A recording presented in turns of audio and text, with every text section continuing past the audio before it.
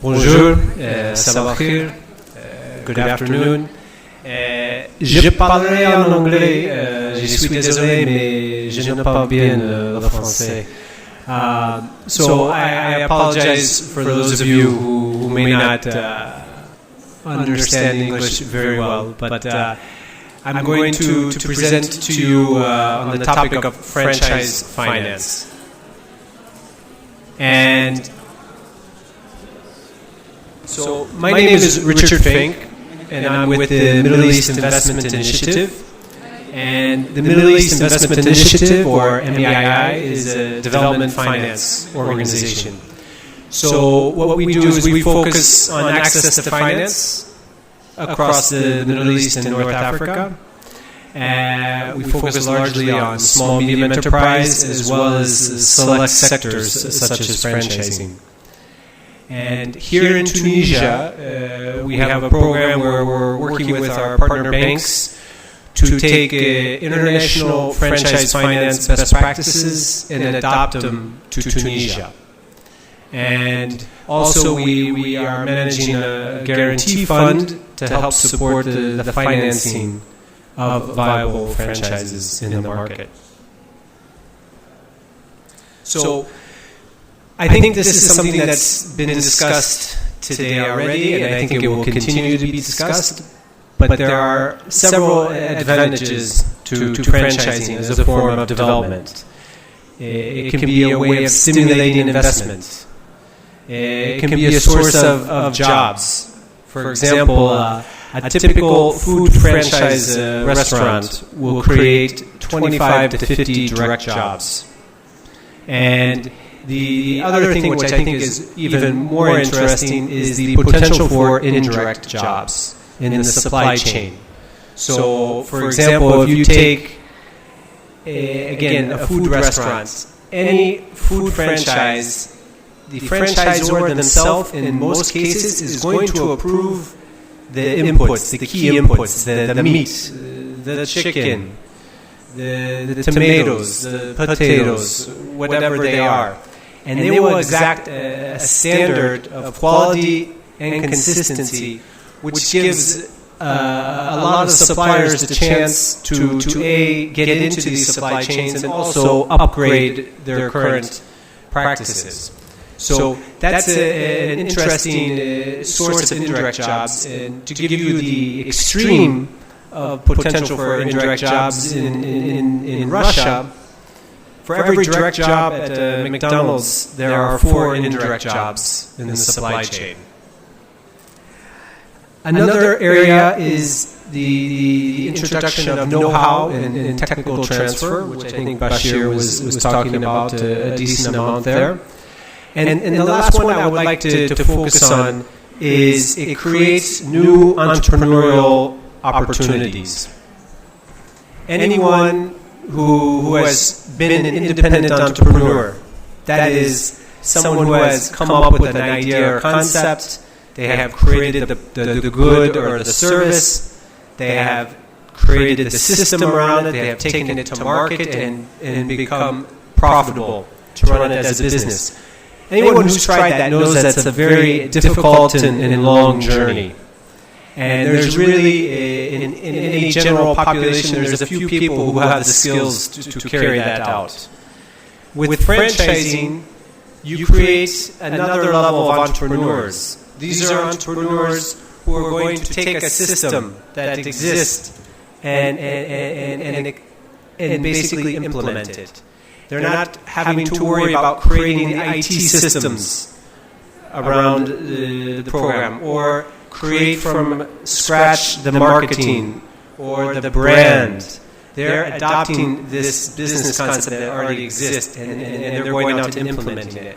So this increases the pool of potential entrepreneurs. You can have people who are salaried employees, mid-career professionals who say, okay, this is a risk I'm worth taking, where I will go and I will become my own boss, run my own company. And so it provides an expansion of the entrepreneurial pool in any economy. So as a tool of development, franchising has been getting a lot of attention recently. And there's been various studies, and some of the conventional agreed upon key success factors that need to be present for a market, in a market for franchising to be successful. So I think if we look at Tunisia, a lot of these key success factors are in place or in development, in the right direction. I think that's very positive for Tunisia. First of all, it's awareness of franchising. What is franchising? How is it a business opportunity? And it's events like today where there's a lot of information of how franchising works. There's the various franchisors, master franchisees who have booths here. Also, there was another event in Safax last week. So there's various events that are pushing the message of what is franchising as a concept. The next is a legal and regulatory environment. I think Tunisia has a well-established legal system to deal with contracts, to deal with intellectual property, and of course, for those of you who were in the session this morning, there is the franchise law of 2009 as well as disclosure requirements in 2010. So that's largely in place. And next, we have to ask ourselves is the how-to. How do you do franchising? And again, there are various activities out there. There is a franchise academy that is training franchisees and prospective franchisees, as well as Tunisian entrepreneurs who have a business concept that they want to franchise. So I think that's a great step. There's also an organization of franchisors and master franchisees that are getting together to put a framework around the sector, the industry. There's also a Tunisian Franchise Association. So again, these are all in their early stages, but it's moving in a very positive direction. And last but not least is access to finance. The finance needs to be available for all of this to work in the end. And this is the main area of intervention of the Middle East Investment Initiative with the banks here in Tunisia.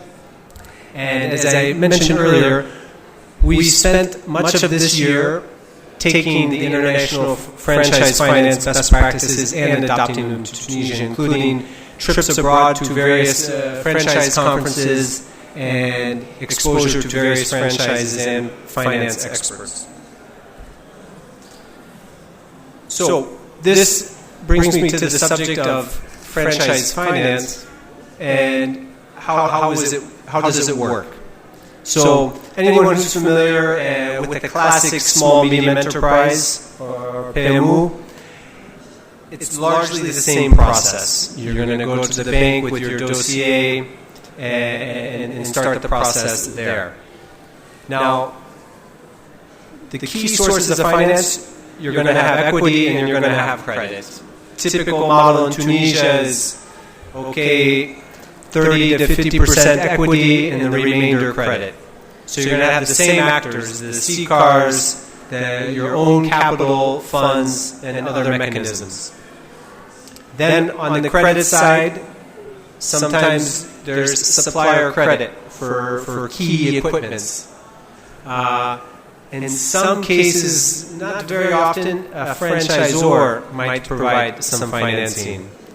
And then, of course, the banks. The banks will be a big source of financing. So, here in Tunisia, the main source will be bank financing. And with that, as I was just mentioning, you're going to go to the bank, start oftentimes at the branch, submit your dossier. Now, for franchising, there's a few characteristics where it starts to diverge from the classic SME portfolio. So, first, there is an increased transparency. There is a third party. There is the franchisor and the franchisee, along with the bank. And this relationship is going to be detailed in a franchise agreement. Okay? And also, you're going to have a reduced operational risk because you're taking a business concept that already exists and implementing it.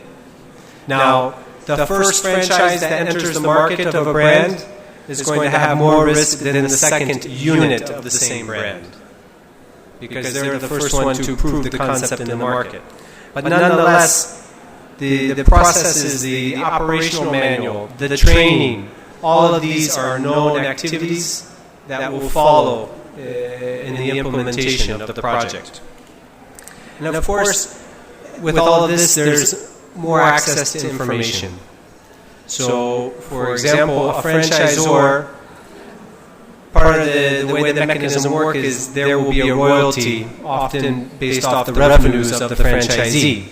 That royalty is to pay for the services provided by the franchisor to the franchisee. In some cases, the franchisor will even have a company-wide accounting system that all the franchisees use. So this means that there's a clear financial picture, there's a clear informational picture of how the business works.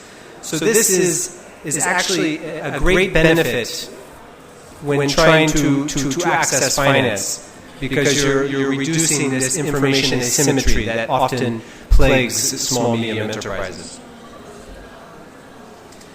So, that said, let's take a look at this from the side of the promoter, and then we'll take a look at financing from the side of the bank.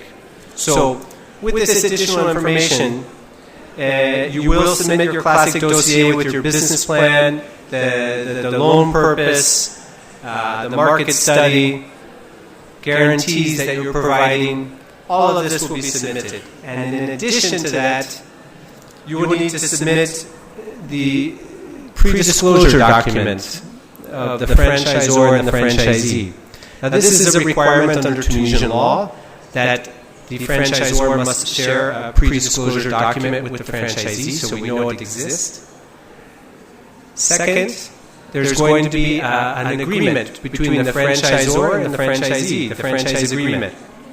And this franchise agreement is going to go into the details of the relationship, of what is it that the franchisor is going to provide, what is the franchisee going to receive, what are their responsibilities, what's the term of the agreement, how many units will the franchisee be required to open under this agreement. So it provides a wealth of information. Another is authorization from the Ministry of Commerce. Again, for those of you in attendance this morning, the Ministry of Commerce went through the process. If you're in one of the 26 pre-approved sectors, you have the right to begin operating. But if you're not in those 26 sectors, you have to get a case-by-case approval from the Ministry of Commerce. And finally, there's going to be some key real estate-oriented information that's going to be important to submit with the dossier. And this is where will the franchises, where will the units be located, and what are the terms of the shop? Are they owned? Are they leased? Is there a fond du commerce, etc.? Now, from the bank side, the bank has this additional information to digest and to study.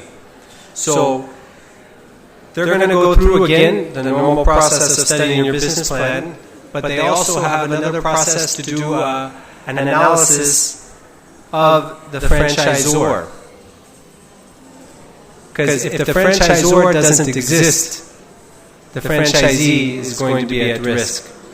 So we call this franchisor accreditation process, and I'll talk a little more about that. There's also an understanding of the supply chain. As I mentioned earlier, a franchisor is going to want to approve key inputs because the whole idea is to replicate a business through standardization. So they're going to pay close attention. So as a bank, they need to understand that the supply chain is in place, and that, or what is its status, what are the key remaining issues. It's not uncommon at the beginning. A franchise might have to import some of the inputs before they can identify a supplier domestically.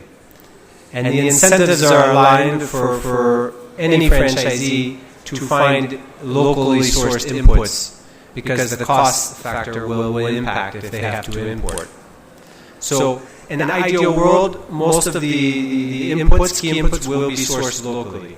But of course, there's always going to be exceptions. And another area is, again, the real estate. And we'll talk a little more about all the key points of real estate. So, what is the accreditation of a franchisor?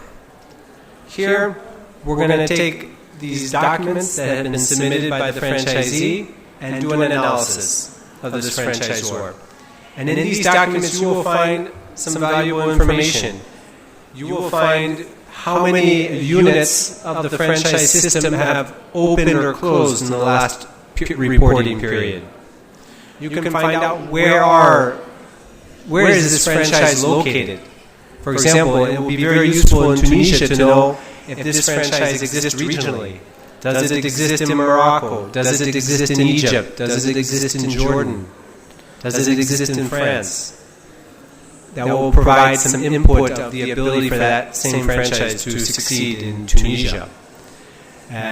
Also, you're going to have the average economics of a unit in the system. So what are the average revenues and expenses of the franchises in that system? Again, that's a key input of finance to validate numbers that are being proposed for the system. Also, there's going to be other key financial information such as what are the royalties, what is the upfront franchise fee. Usually there's a one-time upfront franchise fee to get rights. There's going to be all the information of what is if there's a marketing budget. Sometimes there's a marketing budget that the franchisees all contribute to, and the marketing is controlled globally or regionally by the franchisor. So there's a lot of important financial information. Also, if there's any pending litigation against the franchisor, that will be reported in this disclosure document as well. At the end of the day, we hope that most experiences are positive experiences, but there are some franchise systems that have been out there that are more interested in getting the upfront franchise fee and not necessarily providing a deep and thorough follow-through with their franchise network. The majority are going to be good franchisors, but that's why you have to do your homework and know who you're working with. Now, the supply chain. Sometimes you're going to have to buy certain equipment that will replicate the process. So, for example, Quick has recently opened in the Carrefour here in La Sucre. And oftentimes Quick has required kitchen equipment that must be used by their franchisees, and they even have specific suppliers who can even provide supplier credit for those equipments. The validation of the key inputs, I mentioned this already, so I won't go into too much detail, but one interesting story. There's a franchise concept called Papa John's. It's a pizza concept. And actually, there's talk about that for Tunisia. And when they entered in Morocco, they identified an olive supplier. And this supplier, through the years, has grown to become the global supplier of olives for Papa John. So they started out supplying just the Papa John's in Morocco, and they were able to leverage that relationship to access the whole franchise system. Obviously, that's a great success story that would be great to see it replicated in Tunisia.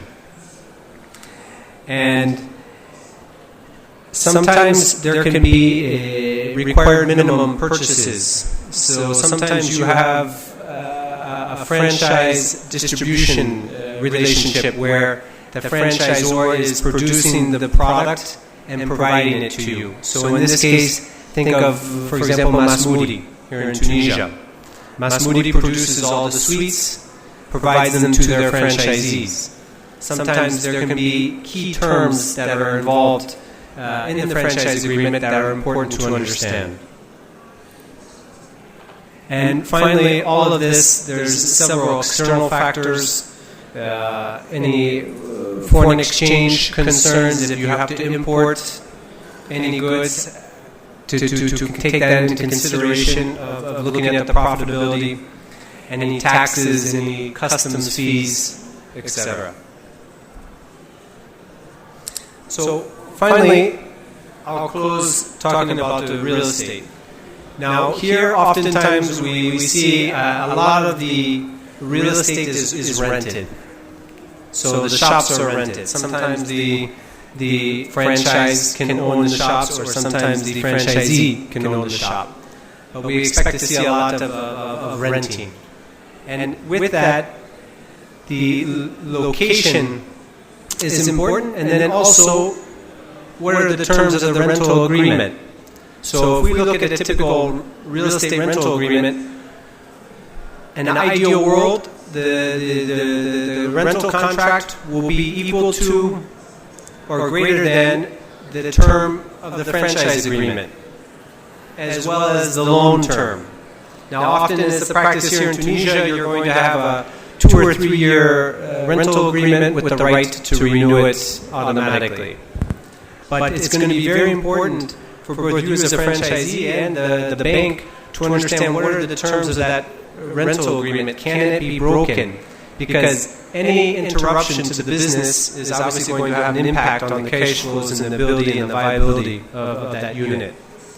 Of course, there is the Fonds du Commerce. The Fonds du Commerce, if you're having to initiate the Fonds du Commerce, that's going to be an important cost for the franchisee, as well as an important guarantee that the bank is going to be interested in. Now, the physical location, again, this is very key, as is obvious. Where these specific units are located is going to be key. What is the traffic in that area? Is it a lot of foot traffic? Or is it a place where people have to come with cars, and is there parking available? What is the mapping of competitors in the area? And is there any intelligence on what is the typical success of those businesses nearby? So these are all going to be important elements in the analysis of the real estate. So with that, I'm going to conclude this opening presentation on the subject of franchise finance, and we'll move to a panel discussion. So I will pass the floor to Bedreddine Abidi.